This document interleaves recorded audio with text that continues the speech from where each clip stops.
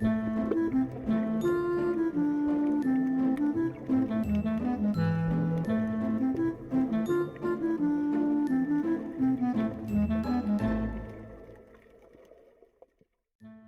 guys!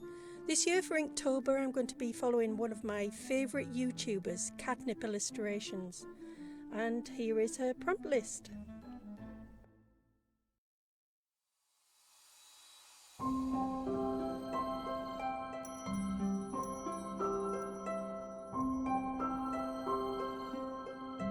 And so day one begins with pumpkin pie, the prompt, and with a Harry Potter theme. I think this in itself was quite challenging, thinking up Harry Potter things to do within the prompt list. And for pumpkin pie I thought of the Great Hall and all the food, and I thought Harry could sit at one of the great tables and eat pumpkin pie.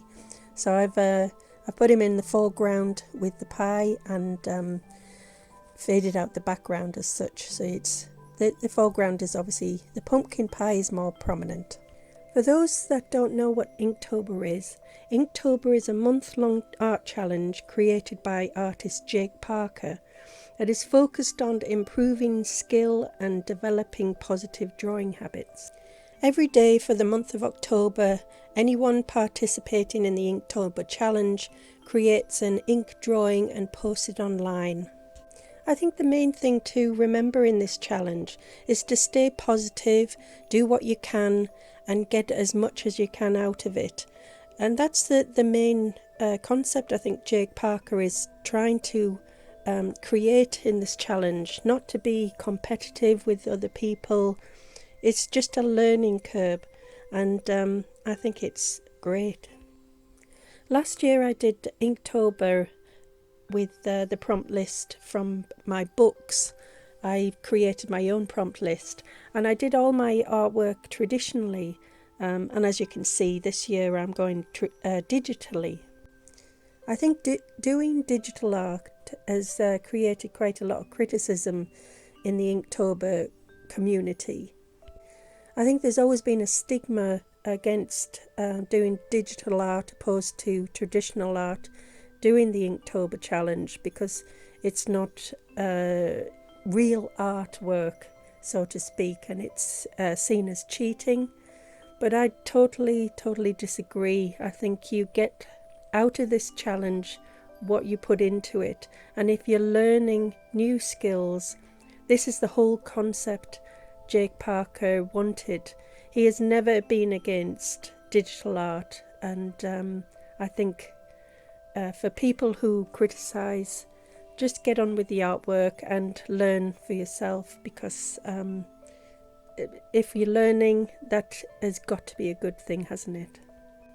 Having said this, I still wanted to stay quite true to the Inktober challenge and use just only ink, even though I was within the digital art. And so I went to a website called Design Cuts, because I use Procreate with all my digital art, and they do in Design Cuts they do some really nice ink brushes. I had a lot of fun experimenting with these brushes before I started my Inktober. The set is divided into 3 different categories: regular brushes for ink sketches, ink washes, which are great for backgrounds and texturing, and ink stain stamps. All brushes except the stamps are pressure sensitive and optimized for the Apple Pencil. The good thing is that all these brushes were created from real China ink samples that have been scanned and transformed into brushes for a more realistic result. The set also includes 5 bonus paper textures that you can add as a background for your artworks. It was around $10 and you get quite a lot in this file, which I think is an absolute steal. I think if you go and check it out, you won't be disappointed. And I was thinking of making an extra vlog just to show how I downloaded these brushes onto my iPad, onto Procreate, because I found it quite difficult to work out at first because it comes in a zipped file. Of course, waffling on about brushes for so long, we've gone past day 2, which was Cozy Sweater, and I used Ron Weasley when he always gets his maroon jumper from his mother every Christmas. That's one of my favourite scenes in the Harry Potter books. And we've moved now on to day 3, which is Autumn Leaves, and it's got to be the Whomping Willow.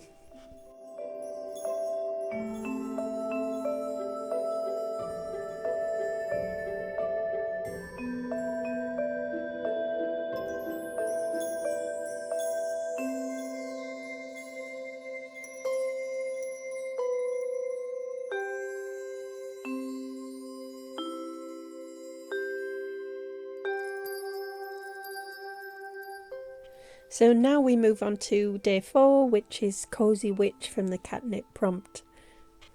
For me, coziness represents reading a book near a nice open fire, and so I thought about Hermione Granger in Harry Potter, and of course she's an avid reader like myself. So I just thought in the Gryffindor common room I'll represent that, and she's got her little cat on the mat in front of the fire, which is Crookshanks, and I had really good fun with this one. Of course, if I'm going to talk about Harry Potter, anything Harry Potter, I always refer back to the harrypotterfandom.com, which is the wiki pages. I thought I'd talk about the Gryffindor common room this time. Here's a description in the wiki pages about the Gryffindor common room. The Gryffindor common room serves as a common room for Gryffindor House at Hogwarts School of Witchcraft and Wizardry. In general, it sports several shades of red and gold. The fireplace mantel is adorned with a portrait of a lion associated with the house, and the room is described as being cosy. So this is a description from the wiki pages of the tower. Once you've arrived inside Gryffindor Tower, come inside and be welcomed by the roaring fire, stuffed armchairs, and the great view we have from our windows. Our dormitories are reached by climbing the winding mahogany staircase decorated with crimson and gold. Our 4 posters are covered with thick scarlet blankets. We have great windy nights up in the towers and are embroidered with gold chandeliers cast warm glows all around.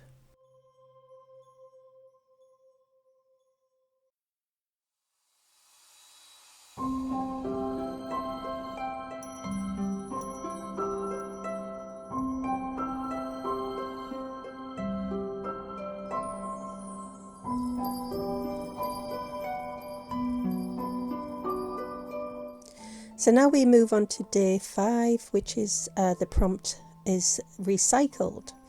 This was a real challenge because I was thinking, well, how are we going to incorporate recycled, which is usually a modern day thing, into the Harry Potter world, which is quite old-fashioned. So I thought about the Hogwarts kitchens and maybe using, because they obviously in the Hogwarts kitchens they do massive big feasts. And what do they do with all the old food waste, which could, of course, be recycled to use as compost? So all these drawings that I did are to do with the house elves within Hogwarts kitchens.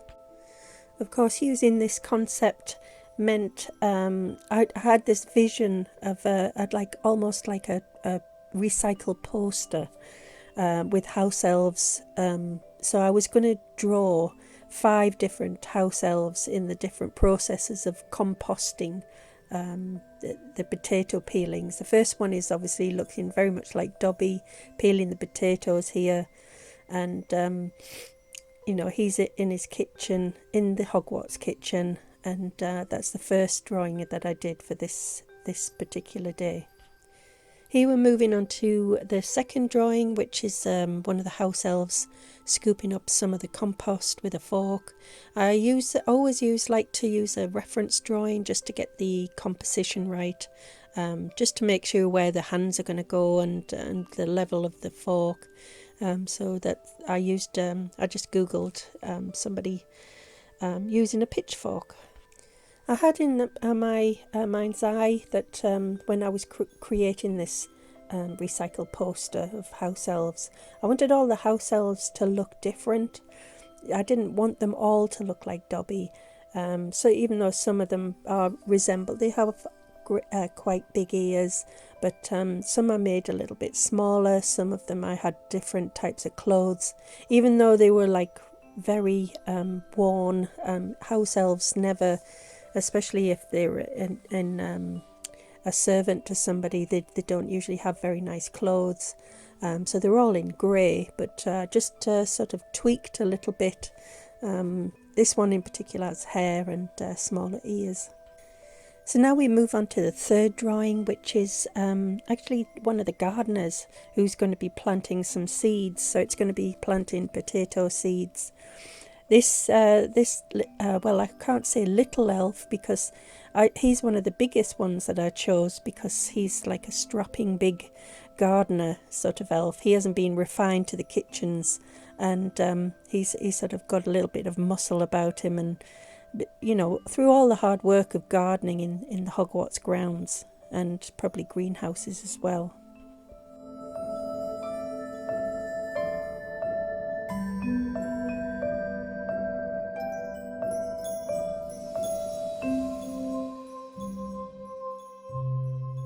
And so we move on to the fourth picture, which is in the recycled prompt.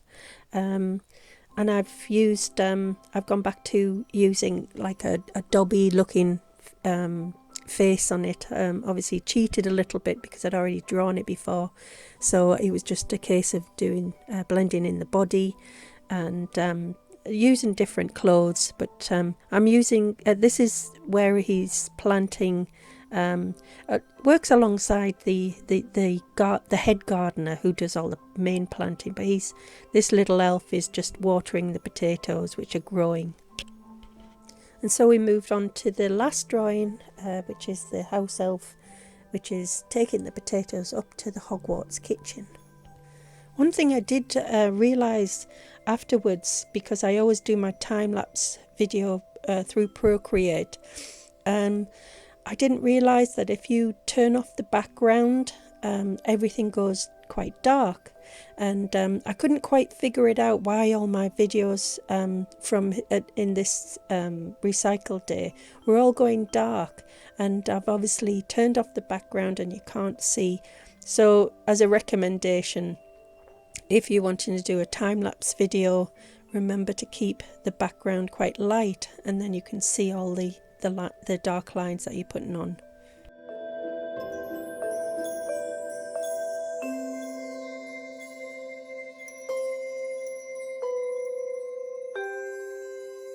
So now we move on to day 6, which is the prompt is spiced latte. One of my favourite drinks is coffee, and so I really enjoyed doing this. Again, it's gone on a dark screen, I'm afraid. Sorry about this. I will learn by it. I will definitely not turn the background off, and but I think you can get the concept of what I'm doing.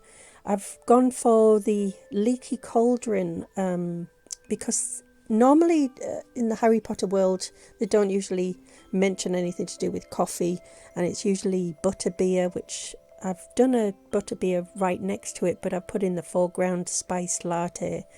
So it's in the leaky cauldron. It's one of the drinks that probably Hermione might be drinking, because she's from her Muggle family. And I was thinking maybe, Ron sat opposite her and drinking his a normal butterbeer, which is associated with Harry Potter.